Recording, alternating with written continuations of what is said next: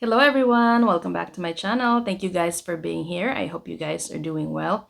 In today's video, we're going to chat about this topic. This topic sparked a conversation in the Philippines, especially on Facebook in the Philippines. I saw a lot of my relatives and my friends posting about this back and forth, so I got curious. I was like, what are they talking about? What is this about? There was this story. I'm not sure if it's a true story, but it's definitely all over Facebook in the Philippines about this proposal, a very cheap proposal. Some people are calling it a cheap proposal. This man proposing with a 299 pesos ring. So if you think about that here in the US, it's about $6. And some were saying, well, that's way too cheap for an engagement ring. And some were saying, well, you should be thankful, at least it came with a ring. So let's put in some numbers. In the Philippines, a normal worker that makes minimum wage per day makes about 537 pesos a day. Yes, that little, right? Of course, I'm thinking of US dollars, that's why. So that's roughly about 10 to 11 US dollars per day. So if you calculate that in a month, he's probably bringing home a regular Filipino worker who's in the national capital region. I'm talking about the metro area, the Metro Manila area. He's making about 10 to 11,000 pesos a month. That's a little over $200. Yes. So if you think about those numbers, I mean, I guess 299 pesos ring is not so cheap anymore, right? Okay, and if that man is working outside of the national capital region and he works in the, agricultural sector, he makes even less. So now that you know the actual his actual income, you'd start to think, well, it's not so bad. 299 pesos ring is not so cheap anymore. Some of the women were saying, well, you know what? At least it came with a ring, because at least what I can recall, as far as I can remember, at least back in my childhood, which is the 1980s. I don't really remember a lot of people, a lot of men, at least in my neighborhood, proposing with a ring. Growing up, what I can recall when it comes to the culture of proposal in the Philippines and engagement is this thing. It's this occasion called pamamanhikan. I'm gonna put it right here.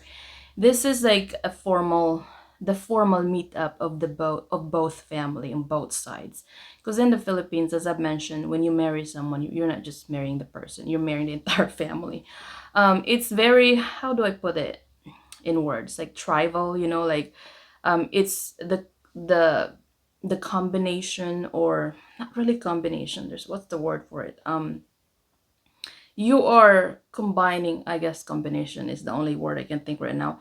You are combining two families, two clans together. So everybody has to meet up, the formal proposal slash engagement.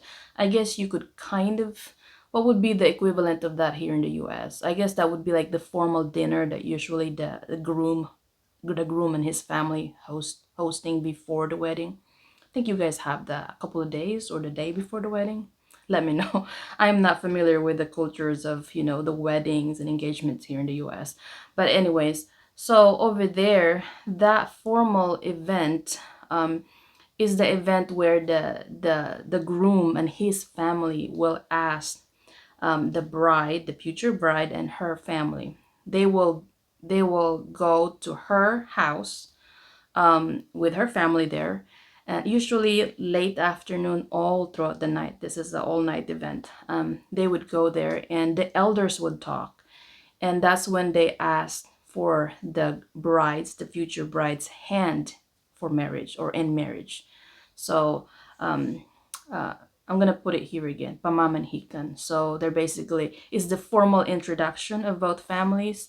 Anyways, so when they go to the event, it is like a festivity, because the family of the bride will prepare a lot of food, because this is not a surprise event. Okay, this is something that both families have already set or talked about, and then the family of the groom will bring food, and then they share that food together, both families.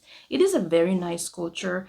I don't really know if they still do that, especially in the cities, or in the urban areas. I know that in the provinces they still do. It's still a very like important tradition, and I hope they keep it that way. It's a very nice tradition.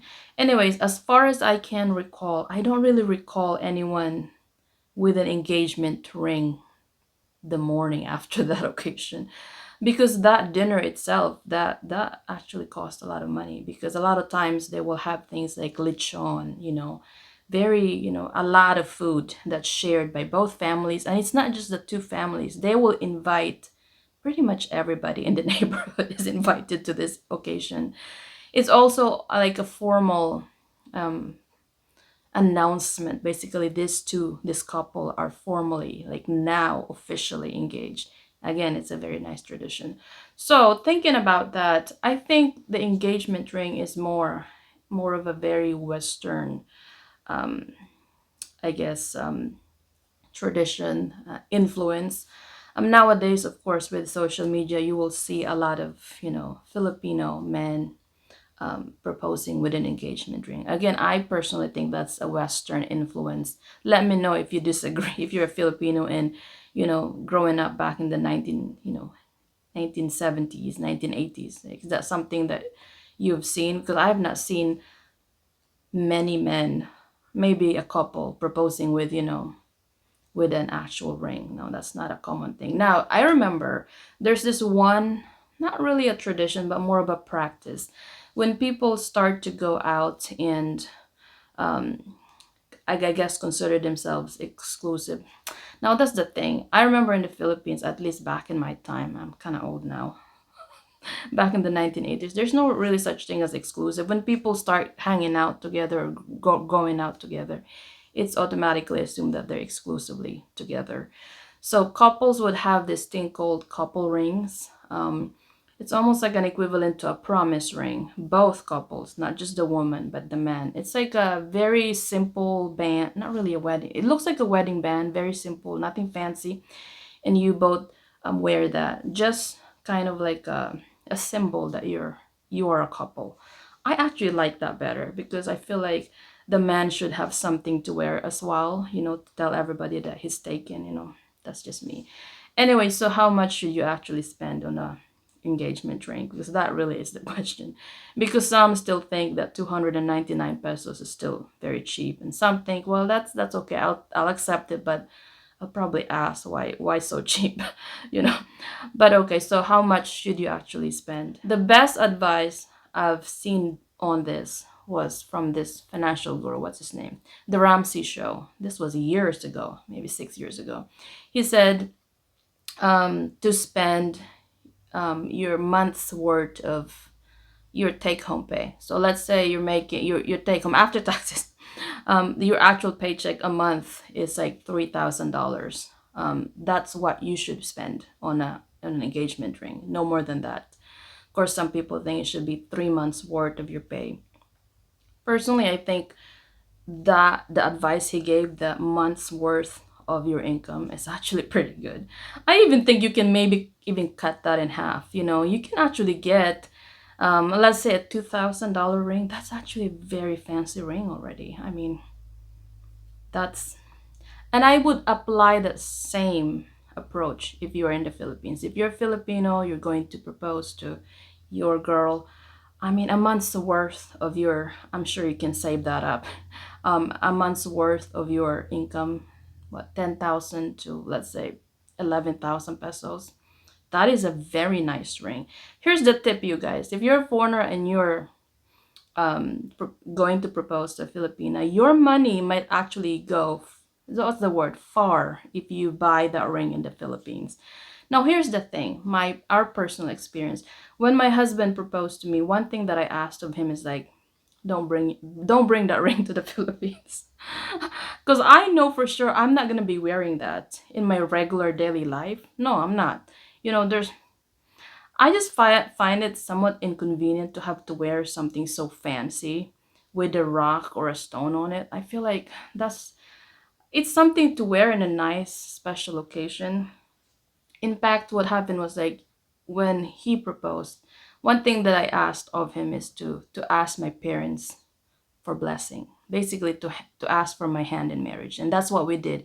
he obviously did that by himself. So we ended up asking my parents, both of us together, and they gave us their blessing. But I did not. I told him, don't bring that ring here in the Philippines because I'm not going to wear it anyways, because I might end up damaging it or end up losing it. You know, I do a lot of yard work and all that stuff, so that's, I'm not gonna be able to wear it every day anyway. So let's not, don't bring that here. So what I did was, my mom had this old band that didn't fit her anymore, and she lent that to me. So the word lent, and I ended up wearing that as the ring, basically. For me, I mean, of course, it's nice to wear something fancy. I mean, who wouldn't want something with a nice, fancy rock or stone? But I wouldn't really. Some people think of an engagement ring as an investment. They're lying to you. It's never an engagement. You can never. It's never really, the engagement ring is never really an investment. You cannot sell that for what you pay for. That's that's a lie, okay? Unless of course you're buying something like super expensive, with the big rock on it that's actually has a lot of value. But if it's just like the normal engagement ring, it's not an investment. They're lying to you if they're telling you it's an engagement. It's an investment. Anyways, so that's what I did. I ended up wearing this, my mom's older band, and for me, I feel like the engagement ring is more of, I rather think that instead of something so fancy, buy something that she's actually going to wear for the in a daily basis. Because for me personally, the engagement ring is more of a deterrent. A deterrent, really, yes. Because for some reason, this is actually kind of a weird story, very odd. After my husband proposed to me, I've noticed that I've gotten more, maybe like, um I've gotten asked a little bit more than I used to. It was weird. So, at least back in my day, most decent people who, if they see a woman wearing a ring, they wouldn't even approach. So for me, it was more of a deterrent. I wore that band that my mom lent to me, just to deter people. As soon as I started wearing that band, I, there were some people that would ask, but then I just kind of wave my hand. Look, look, look, look. And then that's it. I don't even have to explain. Again, it is a deterrent. Basically, tell everybody I'm taken, I'm not available. That really is, the function is more important than, I guess, the value. Does that make sense? So, yes. So, yeah, the 1 month's worth of your take home pay, that is probably the best advice I've heard. But at the end of the day, as what I've said, it's best to buy something that she's gonna wear on a daily basis, something comfortable, something that would actually serve the purpose as a deterrent. Basically, letting everybody know that she's taken, she belongs to someone. So that's my take on it. So, but at the end of the day, it's completely up to you. It's all about priorities, right? If I'm gonna spend that much money on a ring, I'd rather put that money on the actual wedding ring. That I think would be worth more. But again, it's all, at least for me, because I'm not really big into jewelry. At least for me, I feel like it has to be something comfortable, something simple that she's gonna wear on a daily basis. You both gonna wear on a daily basis. So let me know what's your opinion. See you guys in my next video. Bye, guys.